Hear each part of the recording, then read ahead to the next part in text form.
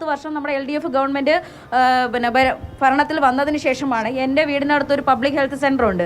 10 വർഷം കഴിഞ്ഞപ്പോഴത്തേക്ക് അവിടെ വന്ന മാറ്റം എന്ന് പറയുന്നത് ആ തുണ്ടിനെ മരുന്നാക്കി തന്നത് LDF ഗവൺമെന്റാണ്. നമുക്ക് കൈവന്നിരിക്കുന്നത് ഒരു സുവർണാവസരമാണ്. അത് പരമാവധി നമ്മൾ മുതലെടുക്കണം.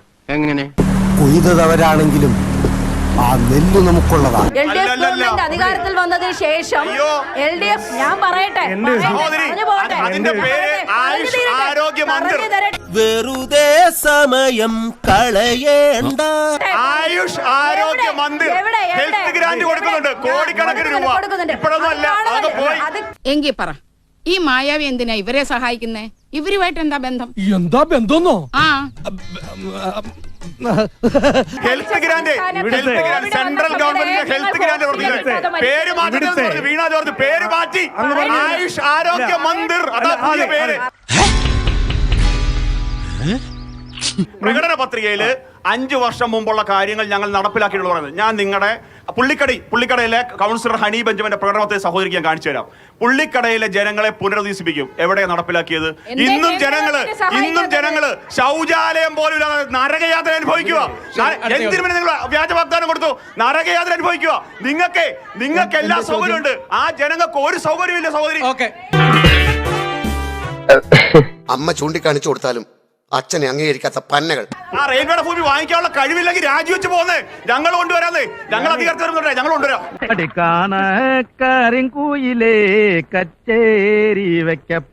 നേരത്തെ തൊഴിലില്ലായ്മയെ പറ്റിയും ധാരാളം തൊഴിൽ കൊടുത്തതിനെ പറ്റിയൊക്കെ വാദോരാതെ സംസാരിക്കുന്നത് കേട്ടു. ഒരു 500 പേർക്ക് 25 വർഷമായിട്ട് തൊഴിൽ കൊടുക്കാൻ പറ്റുന്ന എന്തെങ്കിലും ഒരു സംരംഭം ഈ കൊല്ലം കോർപ്പറേഷനിൽ യാഥാർത്ഥ്യമാക്കിയിട്ടുണ്ടെങ്കിൽ അതിനെക്കുറിച്ച് ചിന്താചരം പറയാൻ തയ്യാറാണ്. അതിൽ ഏറ്റവും പ്രധാനപ്പെട്ട ഒന്നാണ് എത്ര പേർക്ക് തൊഴിൽ കൊടുത്തു എന്നുള്ളത്. സ്കിൽ ടെക് ദീപങ്ങൾ, ഈ 2 പദ്ധതിയും ഒന്ന് കൊല്ലം കോർപ്പറേഷന്റെ പദ്ധതികളാണ്. എന്താണെന്നൊന്ന് മനസ്സിലാക്കണം. സ്കിൽ ടെക് എന്ന് പറയുന്ന പദ്ധതിയുടെ ഭാഗമായിട്ട് തൊഴിൽ മേള നടത്തി ഇവിടുത്തെ ചെറുപ്പക്കാർക്ക് തൊഴിലവസരം കൊടുക്കുന്നു. ദീപങ്ങൾ അതെയോ പൊട്ടും കളിക്കരുത് കേട്ടോ. രതീഷേ, ചോദ്യം സ്പെസിഫിക് ആണ്. കൊല്ലം കോർപ്പറേഷൻ ഈ നഗരത്തിൽ നടപ്പിലാക്കിയ 500 യുവാക്കൾക്ക് തൊഴിൽ ലഭിക്കുന്ന സംരംഭം അല്ല തൊഴിൽ മേള കഥയിലെ സംഭവം പൊളിഞ്ഞായിരുന്നു, നീ വെച്ചേരെ. 500 അല്ല, 1000കണക്കിന് ചെറുപ്പക്കാർക്കാണ് തൊഴിൽ കൊടുത്തത്. ആ പദ്ധതിയുടെ പേരാണ് സ്കിൽ ടെക് ദീപങ്ങൾ. ഈ 2 പദ്ധതി ഞാൻ വ്യക്തമായി പറഞ്ഞു. ബേസിക് ആയിട്ട് കൾച്ചറുള്ള ഒരു മനുഷ്യൻ ആളറിഞ്ഞാലും ആളറിഞ്ഞില്ലെങ്കിലും മര്യാദ വിട്ട് പെരുമാറില്ല. കണ്ടില്ലേ പെണ്ണിന്റെ നിറം മാറുന്ന മാറ്റം കണ്ടില്ലേ? വിവരാവകാശം എല്ലാം എടുത്തുകൊണ്ട് വന്ന് വലിയ പ്രസംഗം നടത്തുന്നവരാണ് നിങ്ങൾ. ഇതേപോലെ വിവരാവകാശം എടുക്കൂ. കൊല്ലം കോർപ്പറേഷൻ എത്ര ചെറുപ്പക്കാർക്ക് തൊഴിലവസരം കൊടുത്തു? 3000-ൽ കൂടുതൽ ചെറുപ്പക്കാർക്ക് തൊഴിൽ മേളയുടെ ഭാഗമായി മാത്രം കൊടുക്കാൻ നമുക്ക് സാധിച്ചു എന്നുള്ളതാണ്. ഞാൻ പുള്ളിക്കടയിൽ താമസിക്കുന്ന ആളാണ്. ഞാൻ പുള്ളിക്കടയിൽ താമസിക്കുന്ന ഒരു നിവാസിയാണ്.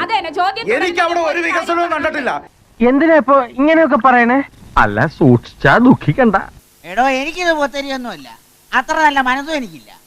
വഴിയാൻ വേണ്ടാം കണ്ട വഴിവിട്ട് എന്ത് പ്രവർത്തിയും ഞാൻ ചെയ്യും, അത് രഹസ്യമായിട്ടാണെന്ന് മാത്രം. ഇന്നും ഇരുട്ടിന്റെ മറവിലാണ് സ്ത്രീകൾ പോയിട്ട് ബാത്റൂം സൗകര്യം ചെയ്തത്. യൂറോപ്യൻ രാജ്യങ്ങളിലൊക്കെ നിസ്സാര സംഭവം അത്. According to female human psychology മിണ്ടാ. എന്റെ പേരിലാണ്, ബിജു ആൽഫ്രഡ് എന്ന പേരിലാണ് കൊടുത്തത്. അത് ഓർമ്മിപ്പിക്കാൻ വേണ്ടി ഞാനിപ്പോ വന്നത്. അത് ഇപ്പൊ ഏറ്റെടുത്തിരിക്കുകയാണ് ഹണി ബെഞ്ചമിൻ മാഡം. മാഡം പറയാണ്, മാഡം പറഞ്ഞിട്ടാണ് ആ മരങ്ങളെല്ലാം വെട്ടി അവർക്കുള്ള സൗകര്യം. ആ പരാതി കൊടുത്ത വ്യക്തിയാണ് ഞാൻ. അവിടെ നിവാസിയാണ്. ഒരു വികസനം. ഇതാ ഞങ്ങളുടെ പ്ലാൻ. ഇത്രേ ഉള്ളൂ ഞങ്ങളുടെ ബുദ്ധി. നല്ല സ്ഥലമായിരുന്നു.